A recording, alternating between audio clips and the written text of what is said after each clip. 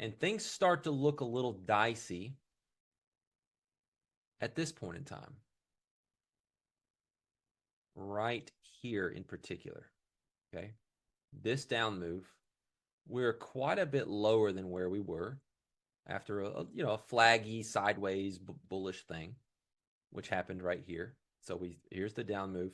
Here's the flaggy kind of normal stuff. How much selling got us to this point? Not much. And then it becomes very apparent. Buyers, buyers. Sellers take us to a fresh low, but not on the tape. It's an overall a fresh delta neutralization that's happening. We keep coming back to this little sequence for a lot of things that are coming together within this.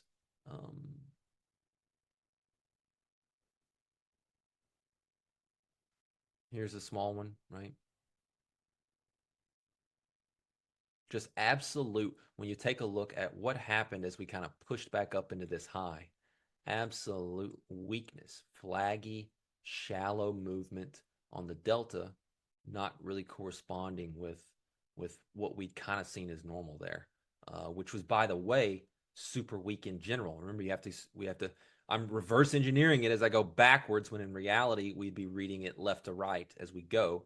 So really strong selling, right? And there's the strong sellers going with it. This move was actually the initial divergence at point A. And then you have almost kind of a nested divergence at point B. I hope everyone gets that. A couple questions. Could you interpret that also as buyer weakness, higher high delta, but price yet to break past the last high? I think we're going to talk about that later. What if price makes a higher low, but delta makes a lower low?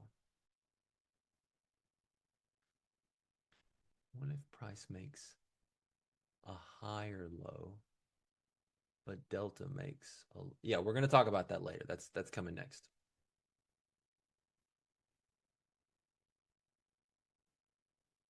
You see how visual I am? I have to draw it to even understand it. Hopefully all my squibbles and stuff are helpful to those of you who are also auditorily learning impaired. Big divergence here into this little complex sequence of lows starting right here.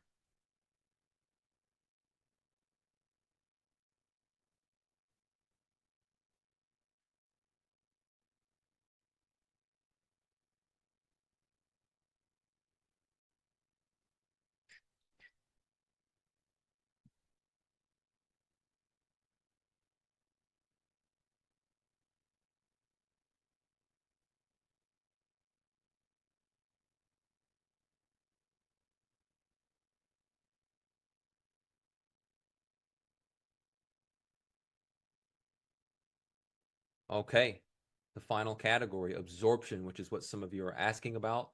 We'll hop right into it theoretically. And I believe the question was, what if there's a higher low, but in price, but delta does this? Well, let's read it. Let's define it first. Sorry. Absorption is where you have aggressiveness, a lot of aggressiveness with the cumulative delta, not resulting in normal price movement. You have delta trying really hard. Under the hood, you have, in this case, sellers. Sell, sell, sell, sell, sell, sell.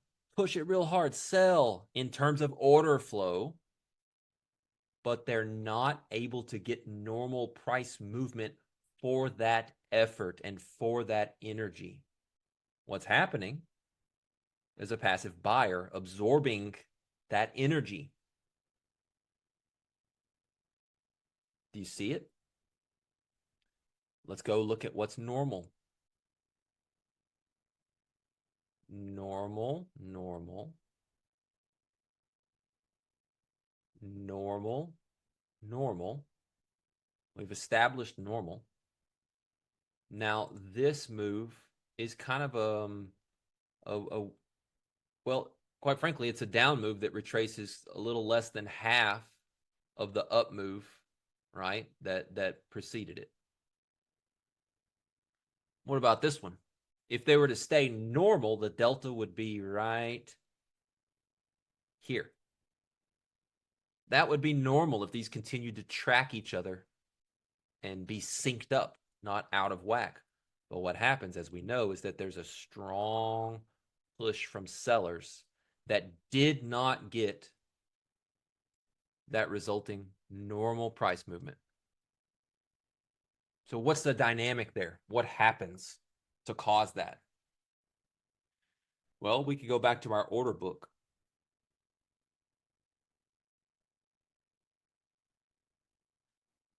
Let's say there's, 100 contracts here and, 50 contracts here. Doesn't matter. What happens is you have all 50 of these guys, they come in and they sell into this level.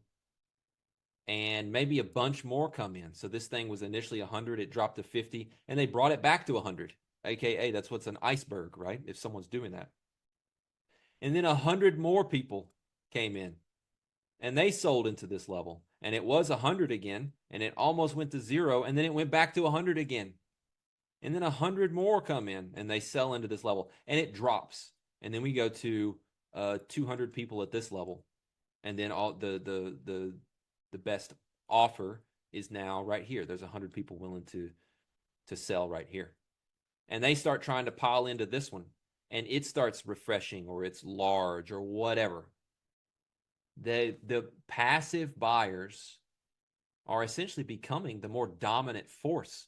The aggressive sellers are pressing, but these passive buyers are bigger than the aggressive sellers, and they are absorbing that aggressive selling.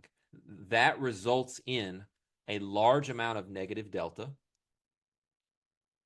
with not a normal amount of price movement for that amount of selling. That's absorption. You can see it on the delta. It's people don't think you can see it on the delta, but you can. People think you need a footprint chart and all these things to see.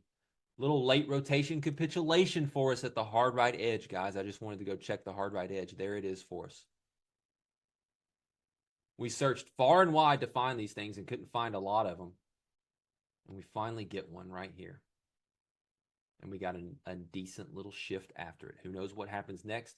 But we got something of a little capitulatory blip into the high. We got our shift off this little, remember this weakness we were talking about? There it is. Relative to this. That resulted in a nice scalp move higher. And then we got late rotation capitulation at the high, which has now brought us into sellers being in control given the short-term shift right now. Now, let's keep in mind, the sellers have been recently super weak. So let's see what the sellers can do here the next time around. Do we have a contextual order flow shift?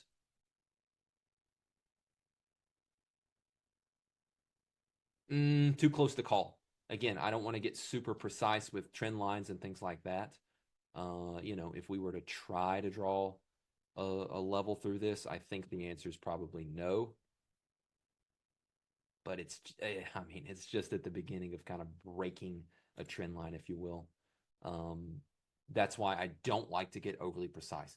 If it's splitting hairs to call it a contextual order flow shift, then I'm not calling it a contextual order flow shift unless I have this thing that's bullish and that thing that's bullish and this is bullish and that's bullish. And I say, well, it's kind of a micro contextual order flow shift. We can at least combine it with the fact of how weak the sellers have been after they really pushed in a strong move. You could combine and layer in all these things, which we're going to talk about in future points. Another thing, it's going to be hard for us. Let's try. Let's go find absorption. I recall some from some of your examples that you were pointing out, and I was like, we're going to talk about it later. Talk about it later. So we'll go try to find some of this. Let's see if we can find some absorption today. Bayram 846 today. Hopefully, I'm pronouncing that name. I apologize if I'm butchering it.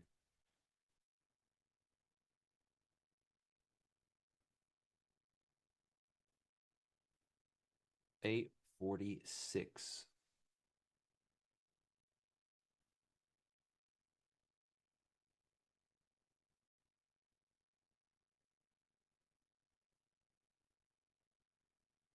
No, I mean, I might be missing something,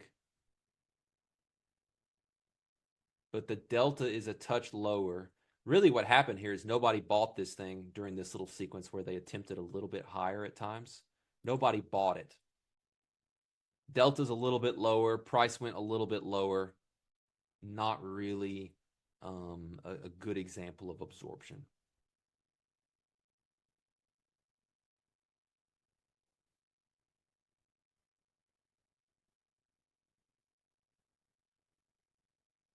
What about noon today?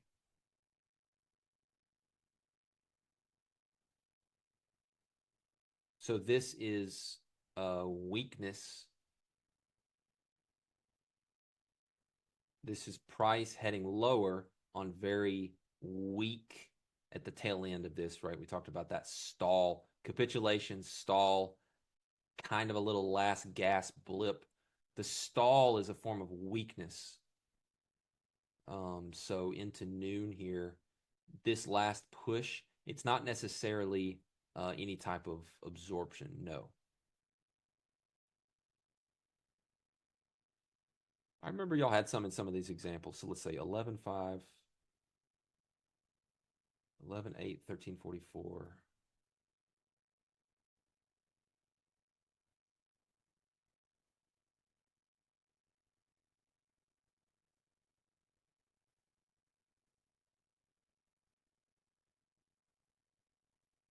A little bit of absorption there. So check it out. Oh yeah, a lot of absorption. This must be the one that I recognized earlier. Let's zoom in a little bit just to make it real clear for you guys. The whole zooming in thing, guys, is if you're zooming in like this to try to find signals in your order flow, you got a problem. I'm only zooming in to make the teaching very clear for everyone so they see it through a magnifying lens so that they learn to see it better under normal chart scales and stuff. Okay, that's all we're doing here.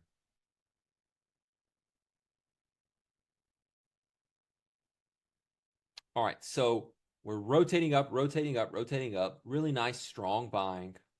And we get to this point here, and price starts going sideways. Does delta start going sideways? No.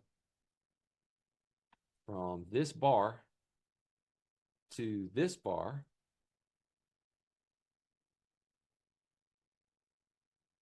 price went down from this close to this close. It went essentially nowhere, let's just call it. And delta continued ripping. So these last three bars here, here, and here of strong delta buying were absolutely absorbed. You have buyers pressing, going back to theoretical. I know we drew the one where it was going, delta was pushing down and price was not going down. In this case, we have an example of price of delta pushing up with price not resultingly moving for that effort, right? So it would be like this, where you have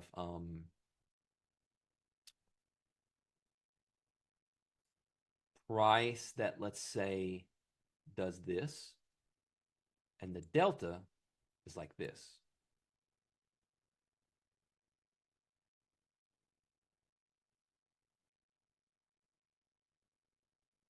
Let's go look at normal, find out where it changes.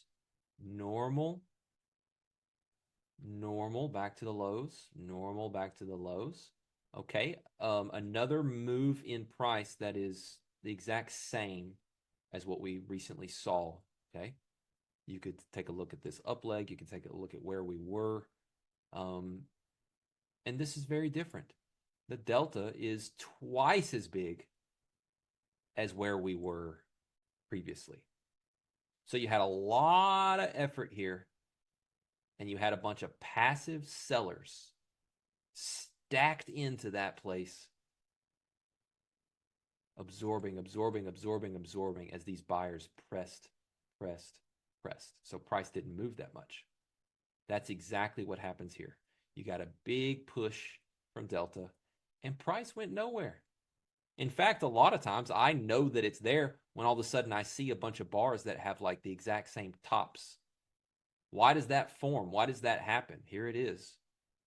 It's because there's a passive seller at that level, an iceberg order, whatever. You don't need some fancy program to show you that. You can see it from price and delta.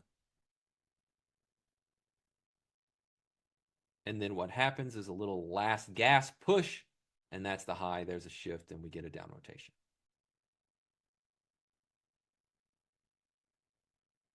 Major weakness. I forget if we covered this already, but if not, look at how weak this is, right? Relative to this pushing all the way back up to the highs. So if you come into this area, you're looking for some kind of reversal, we can note absorption into this high, maybe get some trades on. We can note really weak buying after a shift, not a contextual shift, but an order flow shift. Really weak buying back into this high. So you could be, picking spots to try to get short, looking for this, right?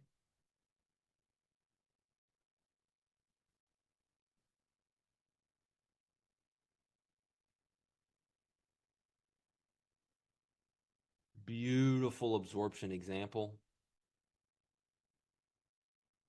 All right, we're going to get real messy here with kind of wrapping up absorption.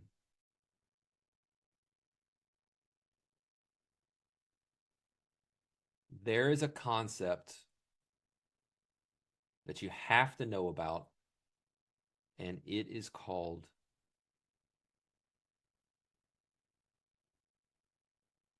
false divergence. And really the word I should use is false order flow signal, right?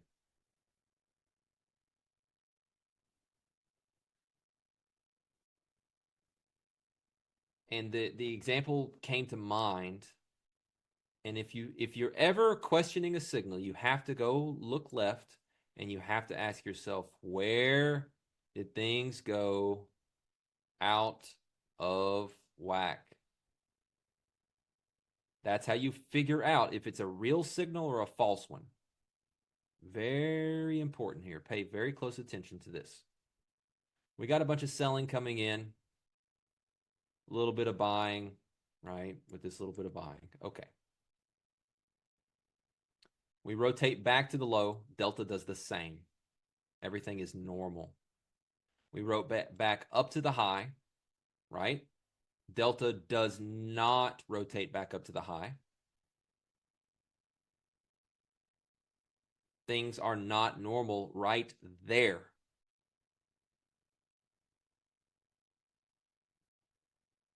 What I wish I would have done this example in a different way where I could enlighten you after the fact. You're going to see it the correct way initially here because of the way I'm teaching it. But then you get a move that goes to a slightly new low. And delta pushes like twice as far as where we had been. Right? Relative to kind of this range that we established. Price is only slightly below where we've been. It's essentially at the lows. So the amateur comes in and they read that sequence of that push down as absorption. Look, The sellers pressed really hard and they didn't get resulting downward price movement for that. Wrong. This green leg from point A to point B and its resulting A to B point in delta is actually normal. It actually is just kind of a decent down move with a decent amount of delta behind it. If you recall, it's